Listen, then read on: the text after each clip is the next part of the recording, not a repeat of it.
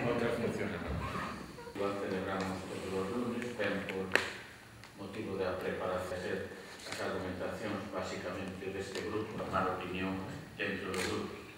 Dito eso, hoxe me gustaría a presidenta da Comunidade de Madrid, Esperanza Aguirre, que como... Porque en estes momentos está publicado un decreto que eu creo que ven a dar a razón a todos aqueles que pensamos que a estrategia, o obxectivo último do señor Rodríguez Zapatero e do seu goberno é que despois de prácticamente 200 anos de existencia de apegamento ao territorio do que son as caixas de apegamento dos aforros, en este caso dos galegos, a actividade financiera das caixas, pois parece que o que quer é ni máis ni menos pois acabar con elas e deixar ese longo período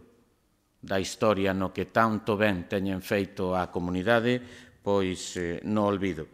Quero dicilo ademais porque é o propio señor Rodríguez Zapatero, o propio goberno de España, o que fai moi pouquiños meses falaba da solvencia da nosa caixa, os que aprobaban ni máis ni menos o plan de negocio da nosa caixa, o que impuxeron condicións de cal tiña que ser ese plan de negocio fai moi pouquiños meses e unha vez máis a súa actitude errática, cambiando de pouca solvencia, e nunca mellor dito en este campo, das súas decisións con respecto ao sistema financiero.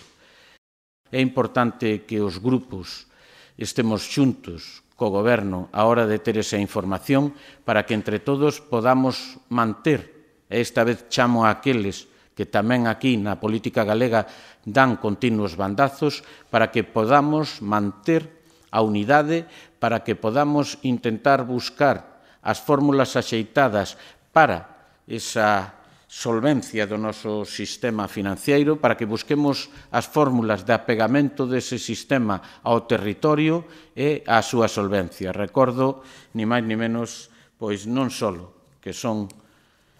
os destinatarios da maioría dos aforros dos galegos, senón que as caixas tamén son que máis abren o grifo do crédito para os galegos e que máis contribuyen tamén